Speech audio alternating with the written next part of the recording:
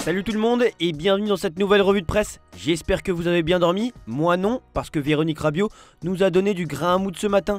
Il mente, Véronique Rabiot a dégainé dans une interview à RTL, aggravant une crise déjà explosive à l'OM. Elle remet en cause la version officielle de l'altercation entre Ro et Adrien Rabiot et accuse directement la direction. Le président et Benassia ont un costume trop grand, ils sont dévorés par leur ego et incapables de contrôler leurs émotions. Elle affirme que le conflit cache des intérêts financiers. Dans le foot, quand on ne comprend pas, c'est toujours une question d'argent. Et elle s'en prend à la gestion morale du club, évoquant le cas de Greenwood. Quand Greenwood a signé alors qu'il avait frappé sa femme, De Zerbi a dit qu'il méritait une seconde chance. Enfin, elle a aussi fait référence au passage de Rabiot au PSG. « Je croyais avoir vécu le pire avec le PSG. Je me suis trompé, a-t-elle déclaré. On ne pensait pas du tout en arriver là entre Rabiot et l'OM et il a fallu seulement un an pour que tout soit détruit. De son côté, le PSG fait sa rentrée des classes au Parc des Princes après 3 mois d'absence. Entre présentation des recrues avec Chevalier et Zabarni, 5 trophées gagnés et ambiance de fête, le club veut offrir une belle soirée à ses supporters pour lancer la saison à domicile. Dans le Parisien, on évoque Ousmane Dembélé et le Ballon d'Or. C'est toute une opération de propagande bien huilée que mène le PSG pour pousser Ousmane Dembélé vers cette distinction. Après sa brillante saison, Paris multiplie les initiatives. Interview dans France Football, mise en avant dans le mensuel anglais 442 et cérémonie à Roland Garros. En interne, le soutien est total. Mais côté Barça, on milite activement pour Lamine Yamal. Verdict le 22 septembre.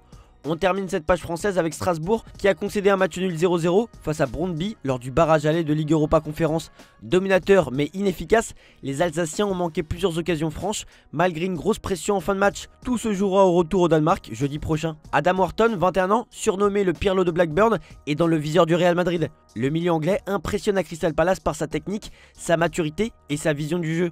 Le club madrilène l'observe avec attention, même si son prix de 80 millions d'euros constitue un frein à court terme. Une vente majeure comme celle de Rodrigo pourrait ouvrir la voie à son arrivée, mais Madrid n'est pas seul. Manchester City, Liverpool et Manchester United sont aussi sur le coup. En parallèle, Dani Ceballos vit une situation délicate. 6ème dans la hiérarchie des milieux, il espère convaincre Xabi Alonso. Comme il avait réussi à gagner la confiance d'Ancelotti par le passé, il a repoussé des offres venant de clubs qualifiés en Ligue des Champions, préférant se battre pour sa place. Mais si Wharton débarque, son avenir pourrait se compliquer encore plus. Le Betis, son club formateur, rêve de le faire revenir, mais ne peut rivaliser financièrement. Un départ à 15-20 millions d'euros est possible d'ici la fin du mercato. De son côté, Pep Guardiola suit attentivement Rodrigo. Si Savinho rejoint Tottenham pour 80 millions d'euros, City pourrait se positionner rapidement sur le Brésilien du Real. Guardiola apprécie particulièrement Rodrigo, le Real ne serait pas fermé à une vente, surtout après le premier match de Liga où Rodrigo n'a même pas foulé la pelouse. Malgré les déclarations rassurantes de Xabi Alonso, les doutes persistent autour de son statut. Rodrigo, lui, souhaite rester, mais une offre massive pourrait changer la donne. Le torchon brûle entre Vinicius Junior et Florentino Pérez. Le Brésilien a refusé la dernière proposition de prolongation du Real Madrid et prévoit désormais de partir libre en 2027 selon Sport.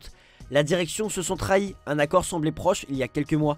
Madrid réfléchit à une vente anticipée dès 2026, voire avant. En interne, Vinicius commence à perdre du soutien, aussi bien auprès de ses supporters qu'au sein du vestiaire. Cette situation pourrait par contre profiter à Rodrigo, qui espère récupérer un rôle plus central dans l'effectif. À Barcelone, place à la prolongation et aux ambitions pour Jules Koundé. Le Français a prolongé son contrat avec le FC Barcelone jusqu'en 2030, se disant très heureux et assurant que l'accord avait été simple à conclure. Ambitieux, il a affirmé « Le ciel est la limite », comme on dit en France, et vise plus de titres après une saison marquée notamment par son but en finale contre le Real. Satisfait de son poste actuel, même s'il reste un défenseur central dans l'âme, il n'écarte pas l'idée de dépasser Abidal en nombre de matchs joués. Enfin, il salue les progrès du club sur le plan économique et espère encaisser moins de buts cette saison.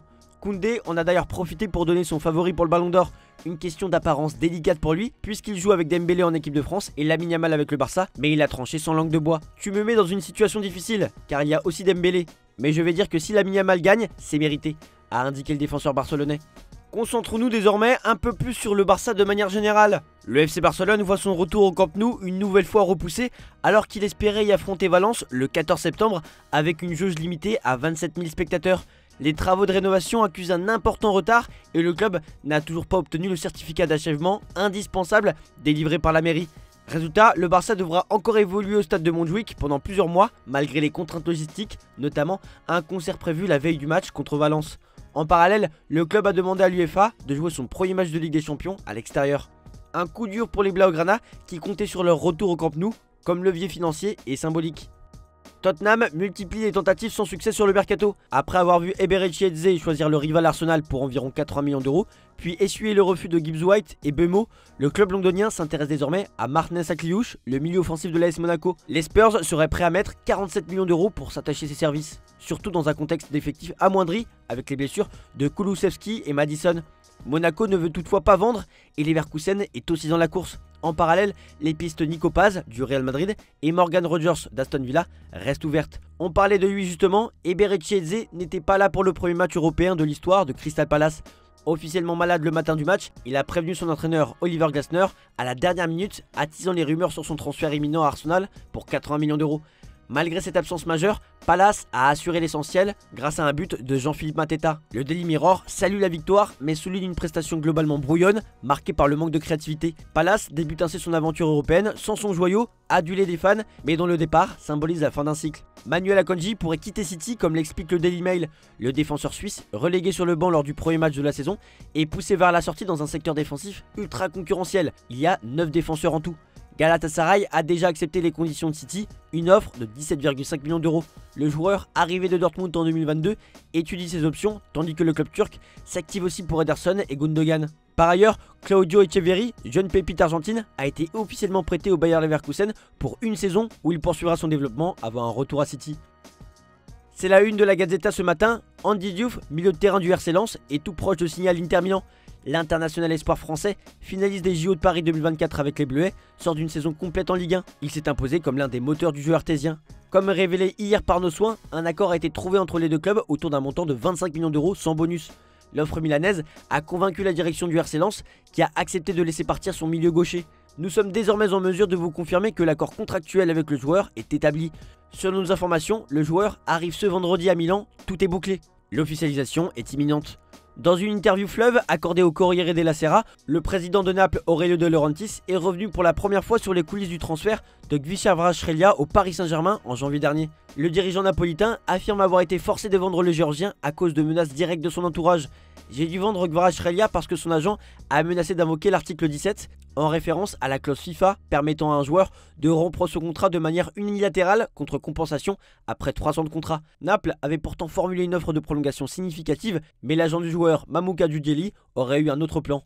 Il voulait une énorme commission, un salaire à 2 chiffres pour Kvara, et il cherchait un club capable de les lui offrir, pas nous. Au final, Kvaratskhelia a rejoint le PSG pour 70 millions d'euros et a gagné la Ligue des Champions, laissant derrière lui un président amer et un club contraint de céder sous pression. Le Corriere conclut que Naples, bien que désireux de le prolonger, n'avait plus la main dans ce dossier face à une stratégie de sortie parfaitement huilée par l'entourage du joueur. Voilà, c'est tout pour aujourd'hui. Bonne journée à tous. Merci pour votre fidélité. On se retrouve en fin d'après-midi pour le JT Foot Mercato.